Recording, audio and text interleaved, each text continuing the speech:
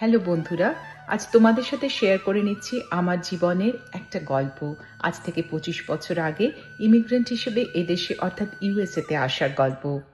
College ইউনিভার্সিটির পড়া শেষ করে তখন সবে কাজে ঢুকেছি। তারপর হঠাৎই একদিন পা রাখলাম দূরের পথে, চলে এলাম দূরে। ফুসলে এনে গোলক ধাঁধায় কে যে দিল পুরে। জীবনের এক গুরুত্বপূর্ণ অধ্যায় বিয়ে, আর তারপরেই পাড়ি দিলাম সুদূর আমেরিকায়।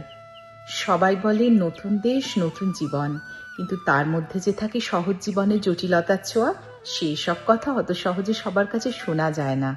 নতুন একাকিত্বকে সঙ্গী করে সব কাজ একে একে নিজেকে করা শিখতে হয়। তখন জানতাম না, success here takes time, it's not instant, it's slow, but it builds you. বিদেশে যাবার কথা ভাবলে স্বপ্ন দেখো অবশ্যই, তবে মনে রেখো স্বপ্নপুরীর ছোঁয়া থেকে অনেক ডিফারেন্ট নিজে এই পথে দৌড়ে চলা। অল্প বেশি হোঁচট খেতে খেতে দেখবে you will find your strength. ভালো থেকো সবাই। আবার খুব শিগগিরই একটা নতুন গল্প নিয়ে তোমাদের সবার সাথে দেখা হচ্ছে। বাই।